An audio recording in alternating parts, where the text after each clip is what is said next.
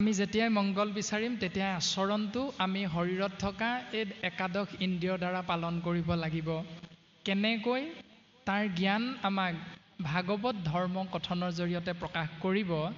মংগলাচৰণত প্ৰকাশ কৰিলে যে সৃষ্টি স্থিতি প্ৰলয়ৰ গৰাকী সৰ্বশক্তিমান ঈশতত্ত্ব কৃষ্ণদেৱৰ জয় জয়। যিজনাৰ নাম স্মৰণ কৰা মাত্ৰকে জীৱৰ মংগল সাধন হয়। যাৰ নাম আচৰণ কৰাৰ মাত্ৰকে, যাৰ নামত শৰণ গ্ৰহণ কৰা মাত্ৰকে কৰ্ম মাৰ্গ আৰু জ্ঞান মাৰ্গ নকৰাকৈও সমস্ত পুণ্যৰ গৰাকী হৈ যাব পাৰে এটি জীৱ আত্মা হৰিধাৰী মনুষ্য। যে জাগ যোগাদিৰো হৰি নাম মহাফল। হেনয় পৰমানন্দ মাধৱক নিতেয়। সেইজন পৰম আনন্দৰ গৰাকী ঈশ্বৰ কৃষ্ণৰ অনন্ত কোটি নামৰ এক নাম হ'ল মাধৱ। মা মানে লক্ষ্মী, ধৱ মানে স্বামী। সেই মাধৱক নিতে নিতে হোমৰিও নৰ স্মৰণ কৰা সেই মনুষ্য নিৰন্তৰে একচিতে। এদিন দুদিন বুলি কোৱা নাই, নিৰবিচ্ছিন্নভাৱে তেওঁৰ নাম ভাৱনাযুক্ত হৈ থকা সেই কলিৰ মলমতী মনুষ্য। কৃষ্ণ কথা অমৃতক পিও সাৱধানে। সাৱধান হৈ পান কৰিবা। কৰ্ণহন্তে শ্ৰৱণ, মুখ পদ্ম হন্তে কীৰ্তন মহাভক্তি। সাৱধান হৈ পান কৰিবা। তেতিয়ালৈকে কৰিও যতন যাৱে প্ৰাণ থাকে মানে। যেতিয়ালৈকে শৰীৰ তত্ত্বত প্ৰাণ তত্ত্বটো নিহিত হৈ থাকে তেতিয়ালৈকে। ঘোৰ কলিযুগে মলমতী মনুষ্যৰ নাহি আন ধৰ্ম হৰি কীৰ্তনত পৰ। এই ঘোৰ কলিৰ কৰাল গ্ৰাসত পৰা মলেৰে ভৰপূৰ সেই মনুষ্য নামৰ শ্ৰেষ্ঠতম হৰিধাৰী জীৱ, তোমালোকে হৰি কীৰ্তনৰ বাহিৰে উত্তম ধৰ্ম যিহেতু শাস্ত্ৰই দ্বিতীয় এটা নাই বুলি কৈছে, সেইকাৰণে ইয়াৰ বিপৰীতে তোমালোকে কৰ্ম মাৰ্গ আৰু জ্ঞান মাৰ্গক আশ্ৰয় কৰিবলৈ চেষ্টা নকৰিবা। এই বুলি আমাক উপদেশ প্ৰদান কৰিছে। যদি আশ্ৰয় কৰা তেতিয়াহ'লে কলিৰ কৰাল গ্ৰাসৰ পৰা পৰিত্ৰাণ নাপাবা। আৰু যদি কলিৰ কৰাল গ্ৰাসৰ পৰা পৰিত্ৰাণ লাগে তেতিয়াহ'লে কেৱল কৃষ্ণস্তু ভগৱন্তৰ নিৰ্গুণ নামত শৰণ গ্ৰহণ কৰা। আৰু কলিৰ বিষয়ে আমাৰ সমস্ত জনাৰে জ্ঞাত যে অভিশপ্ত পৰীক্ষিত ৰাজাৰ লগত কলিৰ সাক্ষাৎ হৈছে। আৰু অভিশপ্ত পৰীক্ষিত ৰাজাই কলিক প্ৰাণে মাৰিবলৈ লওঁতে কলিয়ে তেওঁৰ চৰণত আশ্ৰয় গ্ৰহণ কৰিছে। গুৰুজনে আমাক এই দৰ্শন দিছে, শৰণাগতক মই আতুৰক উপেক্ষা কৰা কৃষক। অৰ্থাৎ আশ্ৰিতজনক সহায় কৰাটো হ'ল ব্যক্তিৰ ধৰ্ম। যাৰ ওচৰত শৰণাপন্ন হয় তেওঁ সেই শৰণ গ্ৰহণ কৰা জীৱ আত্মা সহায় কৰাটো শাস্ত্ৰসন্মতে আমাৰ কৰ্ম আৰু ধৰ্ম। সেইকাৰণে পৰীক্ষিতে সেই ধৰ্ম পালন কৰি কলিক থাকিবৰ বাবে নিৰ্দিষ্ট ঠাই দৰ্শন কৰাইছে। যে নৃপতি বুলন্ত কলি দিলো তোক স্থান, জৈত খেলে যোৱা পাশা কৰে মদ্যপান। এতিয়া আমাৰ সমাজ ব্যৱস্থাৰ নাম কি এইটো ডাঙৰ কথা নহয়, কিন্তু আমিও যদি কৃষ্ণ নাম আশ্ৰয় কৰিবলৈ যাওঁতে যেনে ধৰক দিহা নামৰ পৰা আৰম্ভ কৰি গুৰুজনাৰ অপূৰ্ব সৃষ্টি ভাওনা পৰ্যন্ত আমি যেতিয়া গুৰুজনাৰ কৃষ্টি সংস্কৃতিক আশ্ৰয় কৰিবলৈ যাম, তেতিয়া যদি শাস্ত্ৰই কোৱা বিপৰীত নিয়মটো পালন কৰোঁ যে শৰীৰত আছে কলিকৃত যত দোষ। কলিকৃত দোষ কি? যে জৈত খেলে যোৱা পাশা কৰে মদ্যপান। যি স্থানত যোৱা পাশা হয়, যি স্থানত মদ্যপান কৰা হয়, সেই স্থানত কলি তই থাকিবি। স্ত্ৰী পঞ্চশুনা গৃহস্থৰ থাকে জৈত, এহি চাৰি ঠাই দিলো কলি বঞ্চ গয়া তৈত। যে হেৰৌ কলি তই ইয়াতো থাকিব পাৰিবি। যে স্ত্ৰীসকলৰ লগত আৰু গৃহস্থৰ য'ত পঞ্চশুনা পাপ থাকে তাত থাকিবৰ বাবেও কলিক পৰীক্ষিতে আজ্ঞা কৰিলে। আৰু সদশেষত আজ্ঞা কৰিছে সুবৰ্ণত থাকিবৰ বাবে। গতিকে আমি কোন সমাজৰ এইটো ডাঙৰ কথা নহয়। আমাৰো যদি সোণৰ প্ৰতি লিপ্সা আছে তেতিয়াহ'লে আমাৰ লগতো কলি অকণমান হ'লেও নিহিত হৈ আছে কলিকৃত দুখ। আমি যদি দিহানাম অনুষ্ঠান পৰিৱেশন কৰিবলৈ যাওঁ কৃষ্ণ নাম, তাতো যদি আমি 2 এপেক গলাধকৰণ কৰি যাওঁ তেতিয়াহ'লে আমি জানিব লাগিব যে আমাৰ লগতো কলি আছে। আকৌ ভাওনা পৰিৱেশন কৰিবলৈ যাওঁতে তাতো যদি আমি ভাওনাৰ অন্তত দেৱঋষি নাৰদৰ ভাও লৈ, দৈত্য অসুৰৰ ভাও লৈ, ৰজা মহাৰজাৰ ভাও লোৱাৰ অন্তত যদি আমি 2 পেক গলাধকৰণ কৰিহে ঘৰলৈ উভতিব লাগে তেতিয়াহ'লে আমাৰ লগতো কলি আছে। এতিয়া শাস্ত্ৰই কোৱা কথা যদি আমি আখৰে আখৰে পালন নকৰোঁ তেতিয়াহ'লে আমি কোন সমাজৰ নামে এইটো বিচাৰ নকৰে। তুমি কোন বংশত জন্ম হৈছা নামে বিচাৰ নকৰে। তোমাৰ চাৰ্টিফিকেট, শিক্ষাগত অৰ্হতা, AA এইবিলাক নামে বিচাৰ নকৰে। তুমি পালন কৰা কৰ্মটো শাস্ত্ৰৰ লগত ধৰ্ম হিচাপে মিলিছেনে নাই এইটোহে নামৰ মূল বিষয়বস্তু। গতিকে গুৰুজনে আমাক সৰ্বপ্ৰথমে উপদেশ দিছে মংগলাচৰণৰ জৰিয়তে যে শৰীৰত কলি থকা সেই স্থানবিলাকক আশ্ৰয় কৰি যদি আমাৰ মনে ভাল পায়, চকুৰে ভাল পায়, কাণেৰে ভাল পায়, মুখেৰে ভাল পায়, হাতেৰে ভাল পায় সেই কৰ্মবিলাক কৰি, চৰণ দুখনেৰে শৰীৰটোক সেই স্থানলৈ লৈ গৈ যদি ভাল পায় তেতিয়াহ'লে আমাৰ লগতো কলিকৃত দোষ আছে বা অপৰাধবিলাক যোগ হৈ আছে। গতিকে সেই অপৰাধৰ পৰা পৰিত্ৰাণ পাবৰ বাবে গুচুক প্ৰথমে কৰা হৰি হৰি ঘোষ, যে কৃষ্ণ নাম আশ্ৰয় কৰিব লাগিব লাগিব লাগিব। আৰু কেনেকৈ নীতি নিয়ম আমাক ভাগৱতে দিছে তাকে আশ্ৰয় কৰিবৰ বাবে আমি আগবঢ়া হৈছে। কিয়নো কৃপালু গুৰুজন বস্তু প্ৰকাশ কৰিছে যে কৃষ্ণৰ চৰণে কৰি অশেষ প্ৰণতি, অচ্যুতৰ কিংকৰ শংকৰ নিগদতি। যে ভগৱন্ত বস্তুৰ দাসৰো দাস হিচাপে নিজকে আমি সমস্ত জনা জীৱৰ আগত গুৰুজনাই প্ৰকাশমান কৰিছে যে আমি কোনো ঈশ্বৰ নহয়, আমি ঈশ্বৰৰ এজন সেৱক বা ঈশ্বৰৰ এজন দাস। যিজনা গুৰুৱে আমাক এনেকৈ তেওঁৰ দৰ্শন প্ৰকাশ কৰি গ'ল, তেওঁৰে প্ৰপন্ন শিষ্য হৈ আমি কিয় কলি যুগত এটা পদৰ লালসাত, আমি কিয় কলি যুগত এনেকুৱা চিন্তাধাৰাৰে গুৰু ধৰ্মৰ এজন একান্ত সেৱক বুলি কৈ অহংকাৰ অভিমানত মত্ত হৈ যাওঁ। এইটো আমি প্ৰত্যেকে নিজে নিজে চিন্তা কৰাটো সময় কিন্তু আহি পৰিছে। আৰু এইখিনি কথা কৃষ্ণ, এইখিনি কথা আপোনাৰ সমস্ত জনাৰে জ্ঞাত ভাগৱত ধৰ্ম কথন। এৰা দ্বিতীয় স্কন্ধৰ কথা শুনিও উৎসুকে, নৃপতিৰ প্ৰশ্ন পাছে শুনি মুনি সুকে।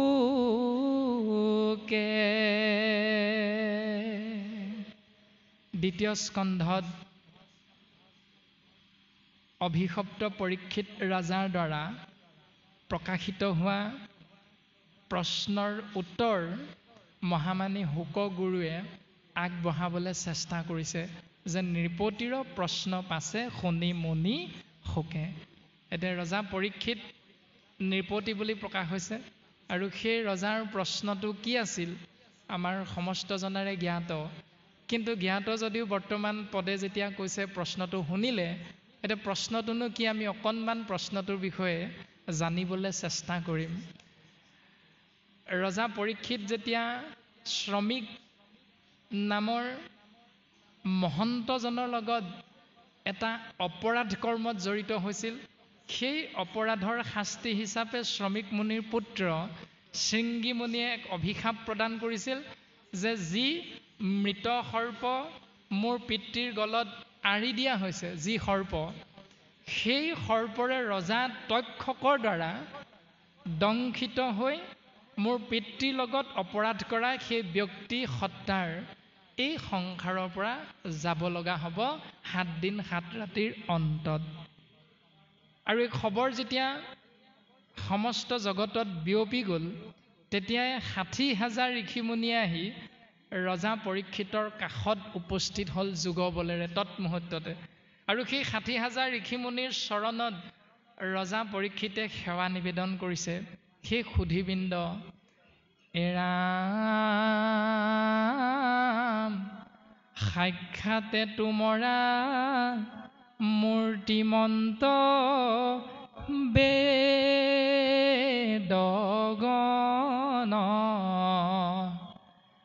হৈলা আখি মোৰ উপকাৰে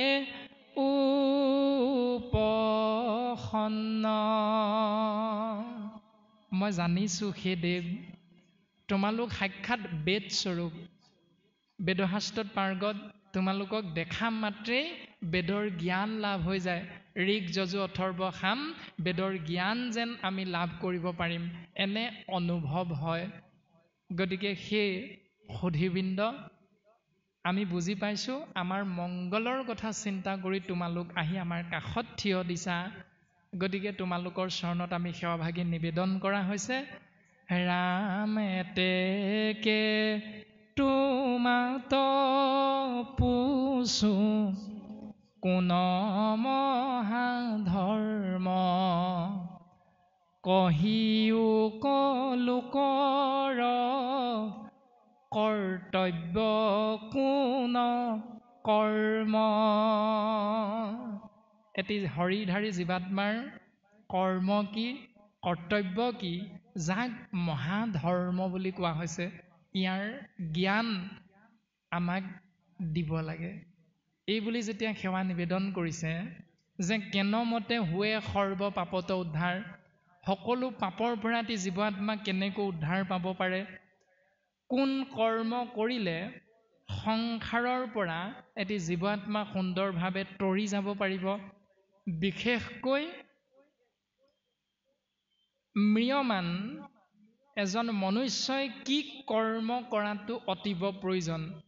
বিমৰিষি কহিউক মুত ঋষি লোকে, বিমৰিষি যে মোক তোমালোকে কোৱা যে কি কৰ্ম কৰিলে আমি শোকৰ পৰা পৰিত্ৰাণ পাম। যদি এই কৰ্মটোৰ বিষয়ে 60,000 ঋষিমুনিয়ে কৈছে আৰু সেই উত্তৰবিলাক যদি পৰীক্ষিতে গ্ৰহণ কৰিছে বা যদি নাই কৰা তাৰ বিষয়ে আমাক পদে ক'ব।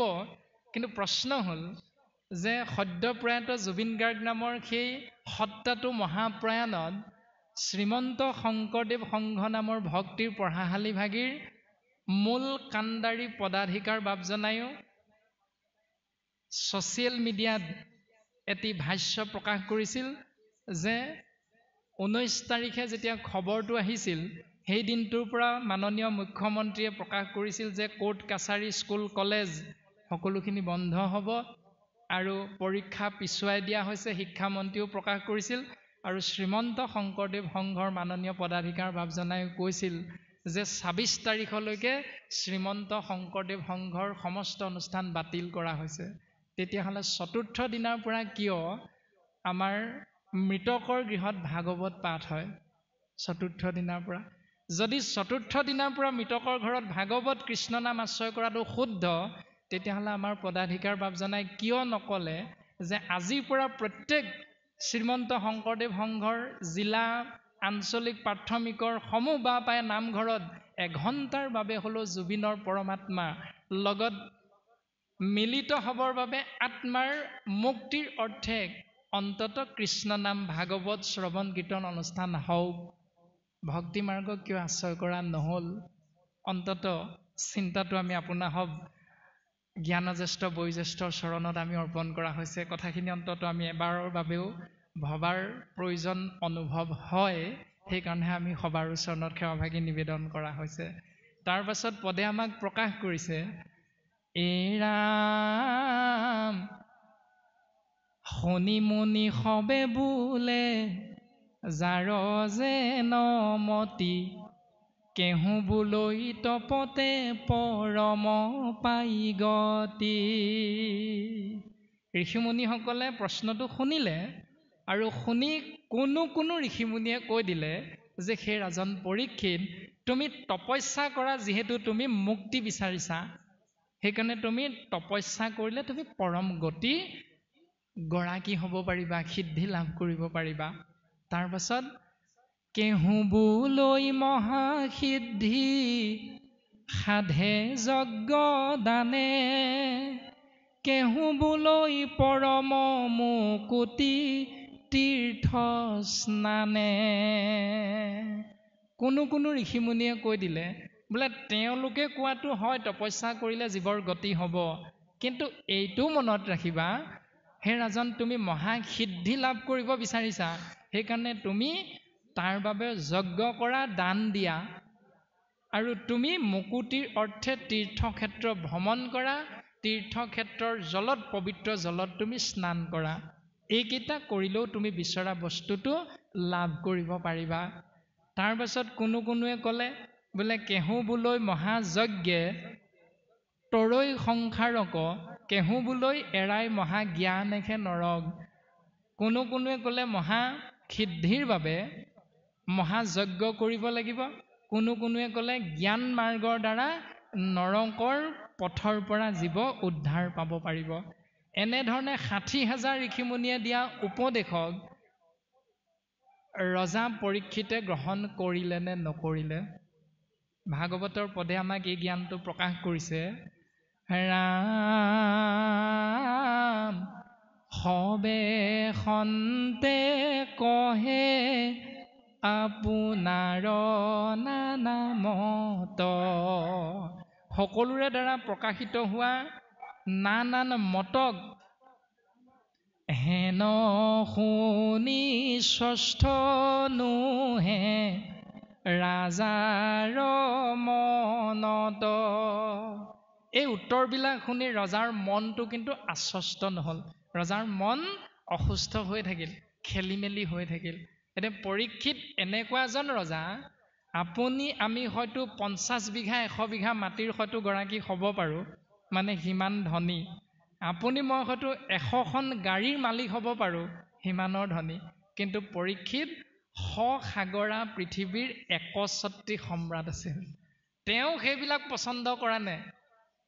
তেওঁ এনেকুৱা এজন পৰম ভক্ত আছিল ঈশ্বৰৰ, যিজনে মাতৃগৰ্ভতে ভগৱন্তৰ শংখ চক্ৰ গদা পদ্ম ৪ অস্ত্ৰধাৰী বিষ্ণুৰ ৰূপটো মাতৃগৰ্ভতে দৰ্শন পাই আহিছে, যাৰ বাবে তেৰাৰ প্ৰথম নাম হ'ল বিষ্ণুৰাত।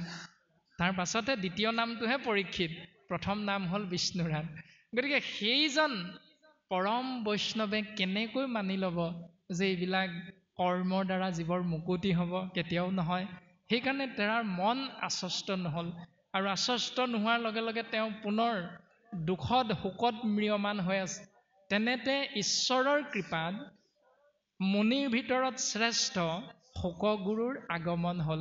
আৰু যেতিয়াই শোকগুৰুৰ আগমন হ'ল, তেতিয়া ৰজা পৰীক্ষিতে পুনৰ শোকগুৰুৰ চৰণত সেই সেৱাভাগী নিবেদন কৰিছে, যি ভাগী ইতিমধ্যে ৬০,০০০ ঋষিমুনিৰ চৰণত অৰ্পণ কৰিছিল। ৰাম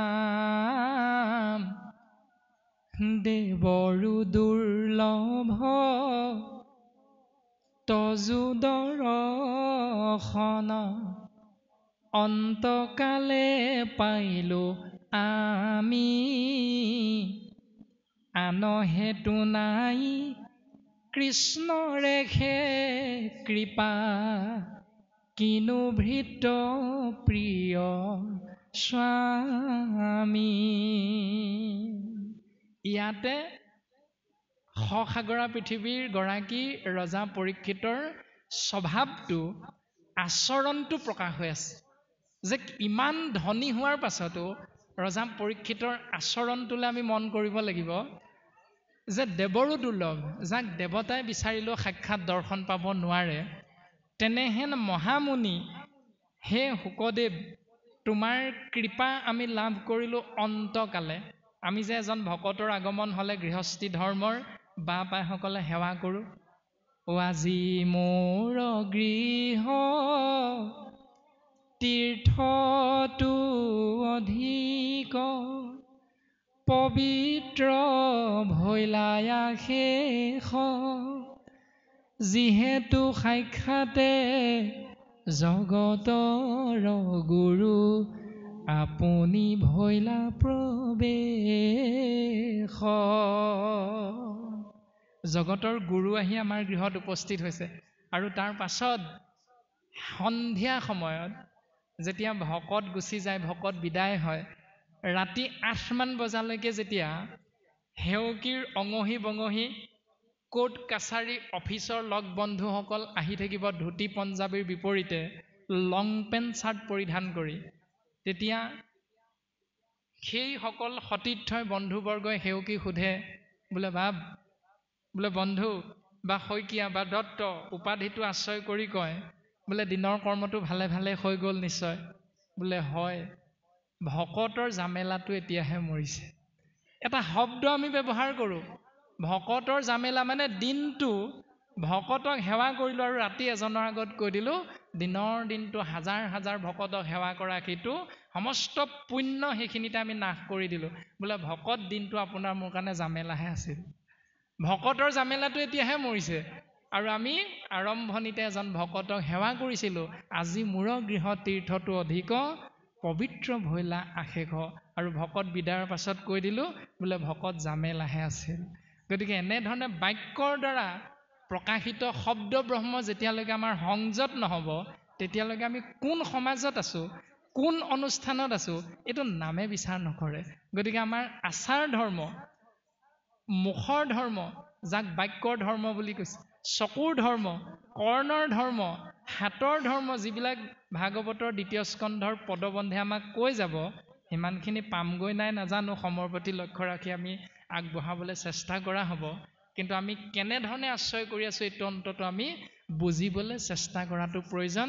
ৰজা পৰীক্ষিতৰ দ্বাৰা, পৰীক্ষিতে কি বুলি ক'লে যে দেৱতায়ো যাক বিচাৰিলে নাপায়, তেনেহেন সেই গুৰুদেৱ তোমাক আমি গৃহতে থাকিয়া দেখিলোঁ তজু চৰণ, তোমাক আমি বিচৰা নাই, তোমাৰ কথা আমি চিন্তা কৰা নাই, তৎসত্বেও আমি গৃহত থাকিয়ে দেখিলোঁ তজু চৰণ। আমাৰ পৰম সৌভাগ্য।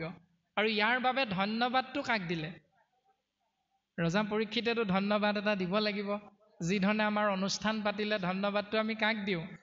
বোলে মোক যদি সম্পাদক নাপাতিলিহেঁতেন তেতিয়াহ'লে অনুষ্ঠান হ'লহেঁতেন। আৰু মই সম্পাদক হোৱাৰ বাবেহে, মই সভাপতি হোৱাৰ বাবেহে অনুষ্ঠানটো ইমান সুন্দৰ হ'ল। তাৰমানে ধন্যবাদটো আমি নিজলৈ ৰাখোঁ। কিন্তু ৰজা পৰীক্ষিতে ধন্যবাদটো কাক দিছে? আন হেতু নাই, হেতু মানে কাৰণ। কৃষ্ণৰেখে কৃপা কিনো ভৃত্য প্ৰিয় স্বামী, প্ৰভু ভগৱন্তৰ কৃপাৰ বাবেহে আমি তোমাৰ দৰে এজন মহান বৈষ্ণৱৰ দৰ্শন গৃহত থাকিয়ে লাভ কৰিলোঁ। ইমান সুন্দৰ এজন জ্ঞানৱন্ত পৰম বৈষ্ণৱ, ইমান ধনী সসাগৰা পৃথিৱীৰ গৰাকী ৰজা পৰীক্ষিতৰ আচাৰটো, ৰজা পৰীক্ষিতৰ মনৰ যিটো ধৰ্ম ভাৱনা তাক প্ৰকাশ কৰিলে। এতিয়া আমি প্ৰত্যেকে কি কৰোঁ? আমি অন্নমুঠি লাভ কৰিবৰ বাবে পথাৰত গৈ যেতিয়া কঠীয়া পাৰোঁ, কঠীয়া পাৰোঁতে আমাৰ বাপসকলে কি বুলি কয়? সকলোৰে জ্ঞাত কথাখিনি, একেবাৰে বাস্তৱ। গুৰুত দিম, দেৱত দিম, নামত দিম, ভকতত দিম, এই বুলি কৈ 4 মুঠি প্ৰথম মাটিডোখৰত ছটিয়াই লোৱা যায়। তাৰপাছত কঠীয়া পৰা যায়।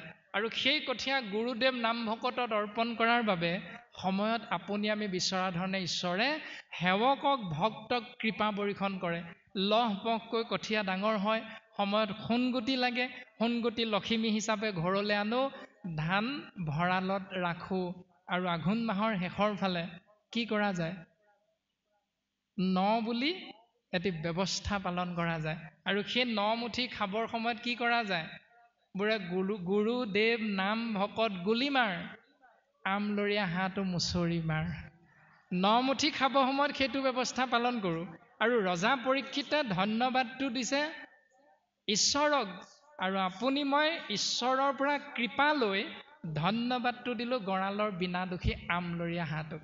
বেচেৰাটোৰ কি দোষ আছিলে? তাৰতো একো দোষ নাই। আপুনি মই কিন্তু সেই ব্যৱস্থাটো প্ৰায়ে পালন কৰোঁ। যেতিয়া আমি কৃপা বিচাৰোঁ, সন্তানটোৱে মেট্ৰিক পৰীক্ষা দিব 2 দিনৰ আগত গুৰুদেৱ নাম ভকতক মাতি একাধ্যায় পাঠ কৰোঁ। আমি বুজি পাওঁ প্ৰত্যেকেই, বোলে ভকত সকলে যেবে কৰৈ আশীৰ্বাদ, তেবে সেই মিলয় সিটো কৃষ্ণৰ প্ৰসাদ।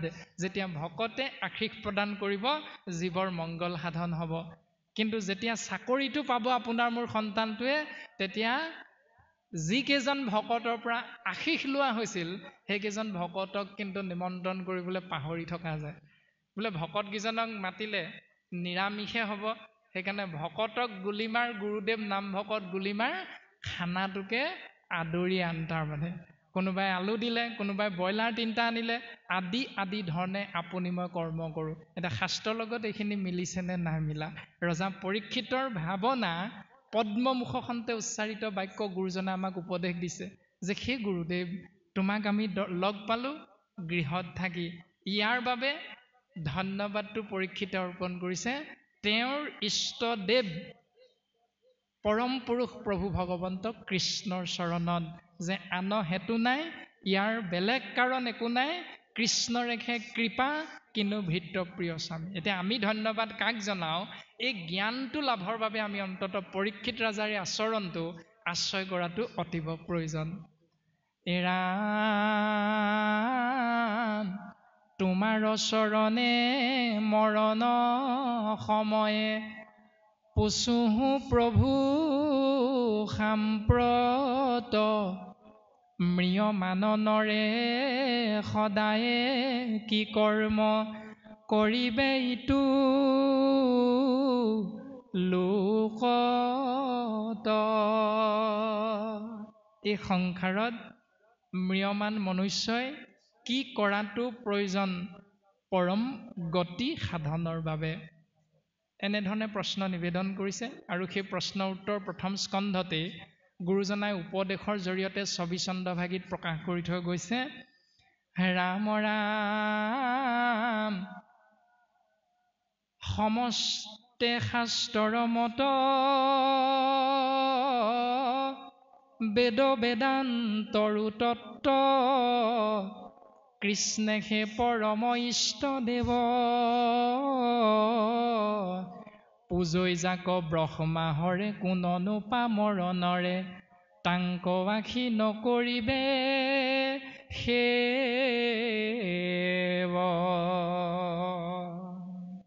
সেই সুধীবৃন্দ, তোমালোকে শুনাচোন যে সকলো শাস্ত্ৰই এটাই মত প্ৰকাশ কৰিছে যে কৃষ্ণই হ'ল সমস্ত জীৱৰ গুৰি, তেওঁৱে হ'ল আমাৰ সমস্ত জনাৰে পৰম ভজনীয় তত্ত্ব, যাক সৃষ্টিকৰ ব্ৰহ্মাদেৱ সংহাৰকৰ্তা শিৱই নিৰন্তৰে সেৱা কৰি থাকে। আৰু সেইজনক যদি আমি সেৱা নকৰোঁ, চিন্তা নকৰোঁ এক মুহূৰ্তৰ বাবে, তেতিয়াহ'লে আমাতকৈ দুৰ্ভগীয়া দ্বিতীয় এজন নাই। বৰ্তমান আমাৰ 40 বছৰ হওঁ হওঁ, কিন্তু 40 বছৰ পৰ্যন্ত জন্মৰ পৰা জ্ঞান হ'বৰ দিন ধৰি টেলিভিশ্যনৰ পৰ্দাত, মোবাইলৰ পৰ্দাত আজিলৈকে এষাৰি বাক্য নুশুনিলোঁ। বাক্যশাৰী কি? অসম মুলুকত সাম্প্ৰতিক সময়ত যিমান পূজা হৈ থাকে, গণেশ পূজাকে ধৰি, দুৰ্গা পূজাকে ধৰি, শিৱৰাত্ৰিকে ধৰি যিমান কমিটিয়ে উদযাপন কৰে নিয়মবিলাক, কোনো এখন কমিটিয়ে ছ'চিয়েল মিডিয়াত এবাৰো নক'লে যে আমাৰ পূজাভাগীৰ বাবে অসম মুলুকৰ সমূহ বাপাইক বা ভক্তক আমি আমন্ত্ৰণ জনাইছোঁ আমাৰ পূজাস্থলীলৈ। কোনোবা এদিনা কোৱা শুনিছেনে? ক'ৰবাত কোৱা শুনিছেনে আপোনালোকে? আমি কিন্তু নাই শুনা। তৎসত্ত্বেও আমাৰ অসমীয়া মানুহৰ এটা স্বভাৱ আছে, নিমন্ত্ৰণ নকৰিলে মানে, নিমন্ত্ৰণী পত্ৰখন নাপালে মানে ফোন যোগে সেইজনক দুষাৰ কৈ দিওঁ, বোলে হয় কি, আমাকনো কিহত বেয়া পালা, আমাক যে নিমন্ত্ৰণ নকৰিলা ঘৰৰ কৰ্ম ভাগিলে, অনুষ্ঠান ভাগিলে, কিন্তু নিমন্ত্ৰণ কৰিলে যাবলৈ সময় নাই। অথচ সেইসকল ভকতে আমি কি কৰোঁ, পূজাস্থলীলৈ কোনো দিন নিমন্ত্ৰণ নকৰা স্বত্তেও, আপুনি মই আজিৰ পৰা এমাহমানৰ আগতে তালিকা বনাই থৈছোঁ, ষষ্ঠী দিনা ক'লৈ যাম, সপ্তমী দিনা ক'লৈ যাম, অষ্টমী দিনা ক'ত ফুৰিম, নৱমী দিনা ল'ৰাটোক লৈ ক'লৈ যাম, দশমী দিনা ক'ত পূজা চামগৈ। এয়াই হ'ল আমাৰ অসমীয়া।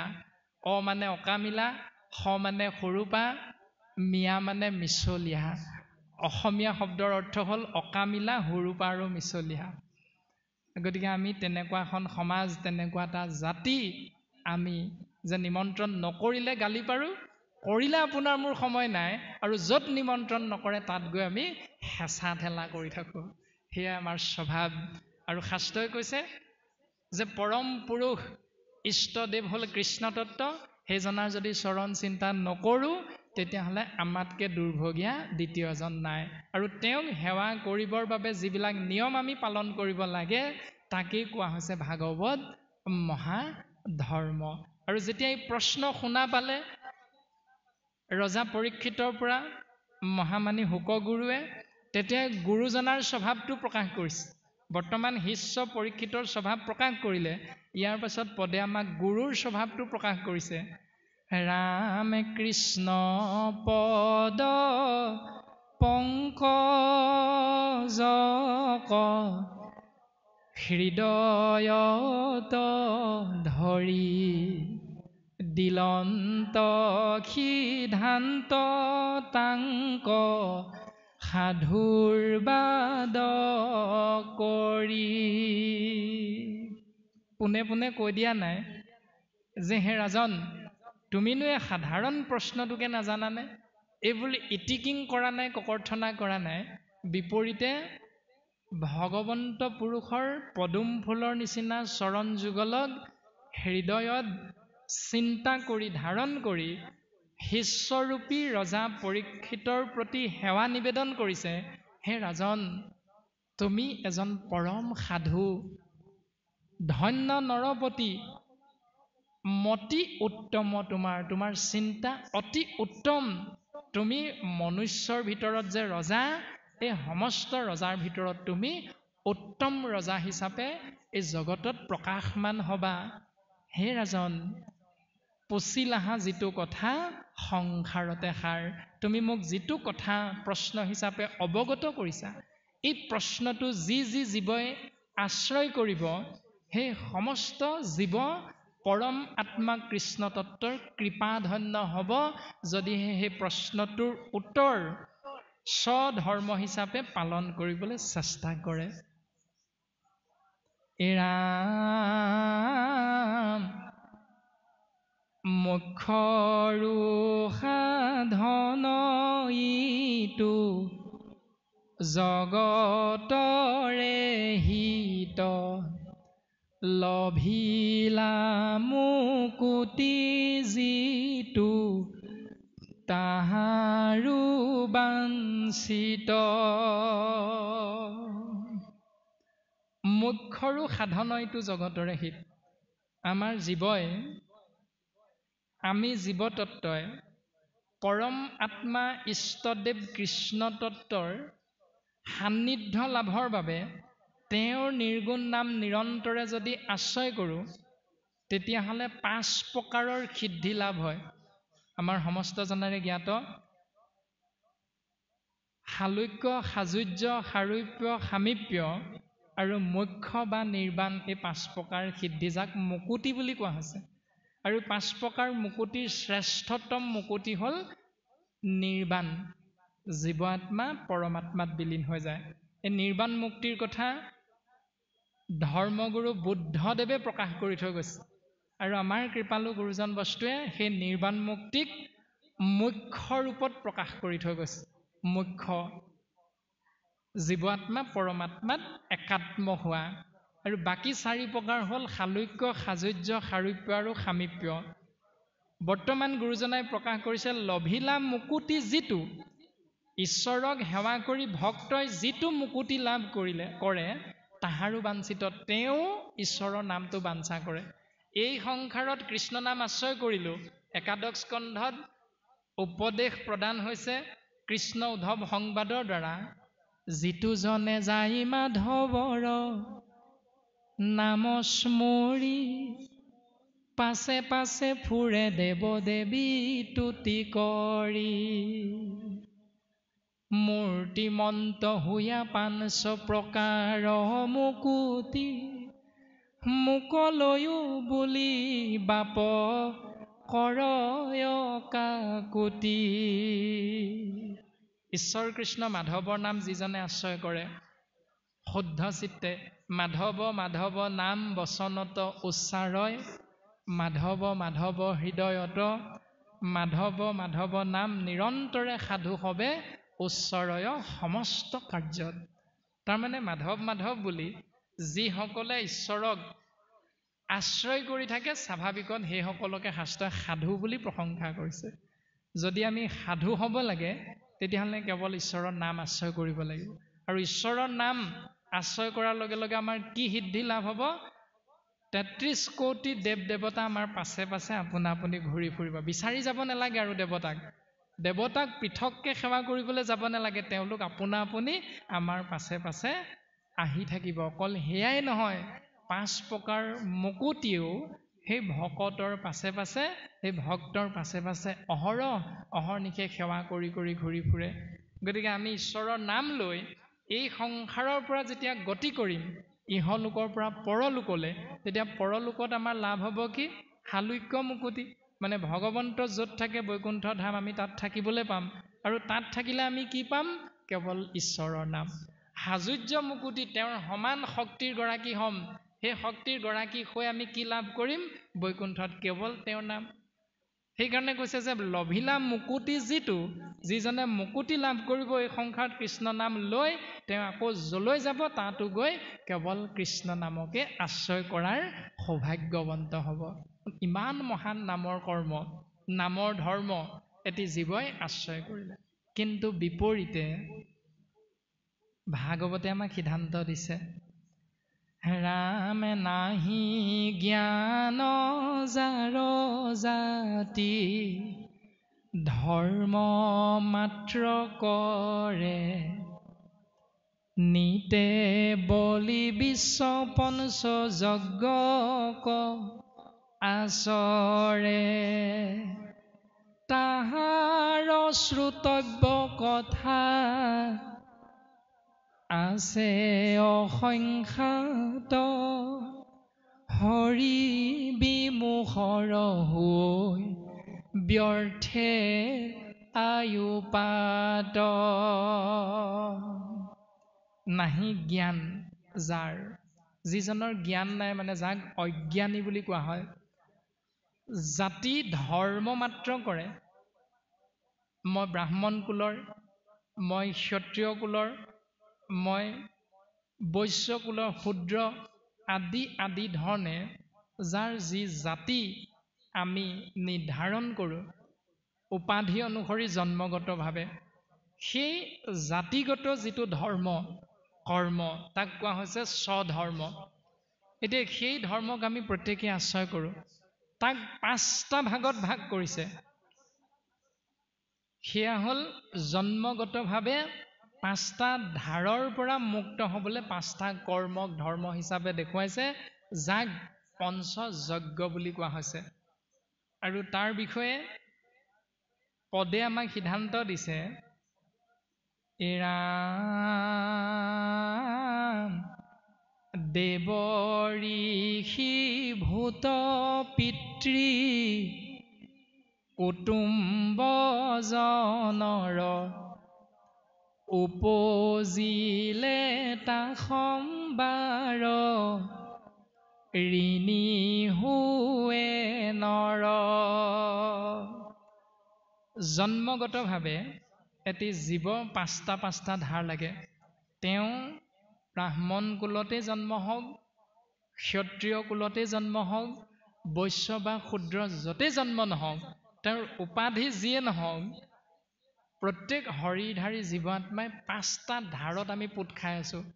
এই 5টা ধাৰ হ'ল দেৱতাৰ ধাৰ, ঋষিৰ ধাৰ, ভূতৰ ধাৰ, পিতৃ মাতৃৰ ধাৰ, পুষ্য ধাৰ, অৰ্থাৎ ইষ্ট মিত্ৰ কুটুম্ব বংশ পৰিয়াল ককাই ভাই এইসকলৰ ধাৰ। এতিয়া এই 5টা ধাৰৰ পৰা মুক্ত হ'বলৈ আমি প্ৰত্যেকেই 5টা কৰ্ম কৰোঁ কম বেছি পৰিমাণে। সেই 5টা কৰ্মকে কোৱা হৈছে পঞ্চযজ্ঞ। এতিয়া দেৱতা ধাৰৰ পৰা বা এই 5টা কৰ্মৰ পৰা মুক্ত হ'বলৈ আমি যিটো কৰ্ম কৰোঁ, সেই পঞ্চযজ্ঞৰ দৰ্শনটোক কেনেধৰণে আশ্ৰয় কৰোঁ? ৰাম হোমে দেৱৰী নখোজে, তৰ্পণে ঋষিৰ, বলিদানে ভূত শ্ৰাদ্ধ আদিয়ে পিতৃৰ, সমভাৱে সুহৃদ জনৰ খোজে ঋণ। সমভাৱে সুহৃদসকলৰ ধাৰৰ পৰা মুক্ত হৈ থাকিব পাৰি। কিন্তু গুৰুজনাই কৈছে, এহি ভাৱে ঋণী সদা ভকতি বিহীন। এই 5টা ধাৰৰ পৰা মুক্ত হৈ থাকিবলৈ 5টা কৰ্ম ধৰ্ম হিচাপে যজ্ঞ ৰূপত আশ্ৰয় কৰিলেও যদি তুমি প্ৰকৃততে শাস্ত্ৰসন্মতে ভক্তিক আশ্ৰয় কৰা নাই, তেতিয়াহ'লে 5টা যজ্ঞ কৰ্ম কৰা নকৰা একেটাই কথা। এতিয়া কৰোঁ নকৰোঁ সেইটো আপোনাৰ আমাৰ প্ৰত্যেকৰে নিজৰ নিজৰ চিন্তা। এতিয়া কৰিম নে নকৰিম। হোম যজ্ঞ কৰোঁ। আহোম সম্প্ৰদায় প্ৰায় হোম যজ্ঞ চকলং পথাৰে আমি আমাৰ গৃহস্থী ধৰ্ম পালনত সন্তানক বিবাহৰ কৰ্মটো পালন কৰোঁ। তাৰ পাছত পিতৃ মাতৃ পৰলোকগামী হ'লে অস্থি আমি গংগা যমুনা বা ওচৰতে থকা ব্ৰহ্মপুত্ৰত আমি অস্থি উটাই থৈ আহোঁ। সেইটো তাৰ পাছতে বলিদান প্ৰক্ৰিয়াৰে এতিয়া যিটো শক্তি উপাসক দুৰ্গা পূজা হৈছে, ইয়াত জন্মগত জাতিগত হিচাপে যিসকলে শক্তি উপাসনা কৰে তেওঁলোকে দশমী দিনা বা এনেধৰণে 4 দিনত নিৰ্দিষ্ট এটি জীৱতত্ত্বক হৰিধাৰী জীৱতত্ত্বক তেওঁলোকে সেই ইষ্ট দেৱতাৰ আগত বলি ৰূপত অৰ্পণ কৰিব, তেওঁলোকক বধ কৰিব, সেই ইষ্টদেৱৰ সন্তুষ্টিৰ অৰ্থে নিজৰ মংগল কামনা কৰি। এনেধৰণে তাৰ পাছত কোনো সম্প্ৰদায়ৰ লোকে নিৰ্দিষ্ট সময়ত এবছৰৰ মূৰত কেতিয়াবা বাৰ্ষিক কৰ্ম কৰে। সেই বাৰ্ষিক কৰ্মত এটা কুকুৰা বলি দিয়া নিয়ম আছে নিজৰ ধৰ্ম অনুসাৰে, জাতিগত ধৰ্ম অনুসাৰে। এনেধৰণে আমি যিবিলাক কৰ্ম কৰোঁ সেইবিলাক স্বাভাৱিক অৰ্থত বলিদান বুলি কোৱা হয়। তাৰ পাছত শ্ৰাদ্ধ পিণ্ডৰ জৰিয়তে পিতৃ মাতৃ ধাৰৰ পৰা মুক্ত হোৱা যায়। তাৰ পাছত সমভাৱাপন্ন হৈ আমি বংশ পৰিয়াল ককাই ভাইৰ লগত থকা ধাৰৰ পৰা মুক্ত হ'ব পাৰোঁ। এতিয়া ককাই ভাইৰ লগত ধাৰ কেনেকৈ লাগে? আমি কাৰোবাক সম্পৰ্কীয় হিচাপে বৰমা বৰদেউতা খুৰা খুৰী ভতিজা আদি সম্পৰ্কত এটি সন্তানক যেতিয়া কোলাই পাচিয়ে লৈ আমি ডাঙৰ দীঘল কৰোঁ, মৰম কৰোঁ, সেই মৰমৰ ধাৰ আমি কেনেকৈ খুজিব লাগিব যে বৰদেউতাকক বা বৰমাকক যেনেধৰণে মাতৃৰ আসনখনত আমি সন্মান কৰিব লাগে তেনেধৰণে সন্মান কৰিব লাগিব। আমি ডাঙৰ হ'লেও, বয়সত ডাঙৰ হ'লেও কিন্তু বৰদেউতাতকৈ আমি কেতিয়াও ডাঙৰ হ'ব নোৱাৰোঁ। যিমান জ্ঞান লাভ কৰিলেও ডাবুল MA হ'লেও বৰদেউতাক নপঢ়া নুশুনা হ'লেও কিন্তু সদায় তেওঁ আমাৰ সন্মানৰ পাত্ৰ। কিন্তু তাকে যদি নকৰি আমি বোলে তুমিনো কি পঢ়িলা, আমিতো ডাবুল MA এনেধৰণে কৈ শিক্ষাগত অৰ্হতাৰে অহংকাৰী হৈ আমি যদি গুৰু গোসাঁই নেমানো, তেতিয়াহ'লে ইষ্ট মিত্ৰ কুটুম্বৰ ধাৰ তেনেকৈ থাকি যাব। যি আমি শিক্ষাগত অৰ্হতাৰে শিক্ষক হিচাপে বৃত্তি পালন কৰিলোঁ বা ডাক্তৰ ইঞ্জিনিয়াৰ হিচাপে নিজকে গঢ় দিলোঁ, সেই গঢ় দিয়াৰ লগে লগে আপোনাক মোক ডাঙৰ দীঘল কৰা কোলাই পাচিয়ে তুলি মৰম স্নেহ কৰি আমাৰ খুৰা খুৰীৰ সন্তানজন যেতিয়া ডাঙৰ হ'ব, তেতিয়া আমি সেই সন্তানক অন্তত আমি লোৱা শিক্ষাখিনি তেওঁলোকক দিব লাগিব, তাকো বিনামূল্যে বিনা পইচাত। যদি আমি তাকে নকৰি আমিও বোলে এনেকৈ পইচা লৈ লৈ টিউশ্যন কৰিছিলোঁ, গতিকে তই মোক টিউশ্যনৰ বাবদ ফিজ দিব লাগিব। এই যিবিলাক চিন্তা আমি কৰোঁ, এইবিলাক নকৰি বাস্তৱসন্মত পৃথিৱীখনত আমি সমভাৱাপন্ন হৈ সকলোকে যদি আমি ঈশ্বৰৰ সন্তানস্বৰূপ ভাৱাপন্ন হৈ এই সংসাৰত মৰম স্নেহ ভাতৃত্ববোধেৰে আমি সংসাৰত জীৱন যাপন কৰিবলৈ চেষ্টা কৰোঁ, তেতিয়াহ'লে সেইটো ব্যৱস্থাৰ পৰা আমি খন্তেকৰ বাবে ধাৰৰ পৰা মুক্ত হৈ থাকিব পাৰিম। কিন্তু শাস্ত্ৰই কৈছে এহি ভাৱে ঋণী সদা ভকতিবিহীন। এনেকৈ ভক্তিক আশ্ৰয় নকৰিলে কিন্তু তুমি সদায় ঋণী হৈ থাকিবা। এতিয়া ইয়াৰ শাস্ত্ৰসন্মত দৰ্শন কি আছে? ভাগৱতে আমাক বাস্তৱসন্মত এনেকৈ ক'লে আমি পালন কৰোঁ। এতিয়া কৈছে শ্ৰাদ্ধৰ বিষয়ে কৈছে, কাৰ শ্ৰাদ্ধ কোনে কৰে কোনে কৰি খায়, ব্ৰাহ্মণৰ ইও জীৱিকাৰ একমাত্ৰ উপায়। শ্ৰাদ্ধ কোনেও কৰিব নোৱাৰে, কোনেও নাখায়হি। আমাৰ যে পিণ্ড দিয়ে নদীৰ কিনাৰত গৈ, সেইবিলাক কোনেও নাখায়। আমাৰ কাহিনী আছে, আপোনাৰভাৱে জানে, আমি মাত্ৰ চমুকৈ কথাটো প্ৰকাশ কৰাহে হৈছে যে কাৰ শ্ৰাদ্ধ কোনে কৰে কোনে কৰি খায়, ব্ৰাহ্মণৰ ইও জীৱিকাৰ একমাত্ৰ উপায়। কোনো ভোজনীৰ কথা ভাগৱতত নাই, কোনো মুণ্ডনৰ কথা ভাগৱতত নাই, অথচ আপুনি মই শ্ৰাদ্ধ পিণ্ড ভোজনী মুণ্ডন আদিবিলাকৰ পাছত এটি কৰ্মক দোহাই দি কিন্তু সমাজে আমি দৌৰি ফুৰোঁ। গতিকে এইবিলাক শুদ্ধ নে অশুদ্ধ আমি ভাগৱতৰ পদ চালে উত্তৰ লাভ কৰিম। তাৰপাছত কোৱা হৈছে পিণ্ডদান পঞ্চম স্কন্ধত পৃথু অৱতাৰত কৈছে যে মোৰ পুত্ৰ ভৈলে পিণ্ড দিবাক লাগয় বাপৰ। হয়, পুত্ৰ হলে পিতৃ মাতৃ অৰ্থে পিণ্ড দিব লাগিব। যদি পিণ্ড পুত্ৰই নিদিয়ে তেতিয়াহ'লে সেই পুত্ৰ পিতৃৰ শাস্ত্ৰসন্মত বৈষ্ণৱ হিচাপে প্ৰকাশ কৰা নাই। যিধৰণে নৃসিংহ গোসাঁই প্ৰহ্লাদক কৈছিল যে তই বৈষ্ণৱ পুত্ৰ ভৈলি যাৰ 21 পুৰুষ উদ্ধাৰ কৰিলি তাৰ। তোৰ নিচিনা এজন বৈষ্ণৱ পুত্ৰ যি বংশত জন্ম হ'ব 21 পুৰুষ পৰ্যন্ত উদ্ধাৰ হৈ যাব পাৰে। গতিকে তেনেকুৱা বৈষ্ণৱ পুত্ৰ আমি হ'ব নোৱাৰিম যদি শাস্ত্ৰই কোৱা দৰ্শন আমি পালন নকৰিম। এতিয়া শাস্ত্ৰই ক'লে পুত্ৰ ভৈলে পিণ্ড দিব লাগয় বাপৰ। পুত্ৰ হলে পিতৃৰ অৰ্থে পিণ্ড দিব লাগিব। কিন্তু পিণ্ডভাগীৰ নাম কি? মোৰ পিণ্ড হুৱে জানা ভজিলে ঈশ্বৰ। মোৰ পিণ্ড হ'ব সেইটোহে যে নিৰন্তৰে নিৰবিচ্ছিন্নে পুত্ৰই যদি ঈশ্বৰ সেৱা কৰে। এতিয়া আমি পুত্ৰ হিচাপে ঈশ্বৰ সেৱা কৰোঁ নে নকৰোঁ এইটো আমি প্ৰত্যেকে নিজে নিজে বুজি পাম। সেইখিনি কথা ভাগৱতে আমাক সিদ্ধান্ত দিছে।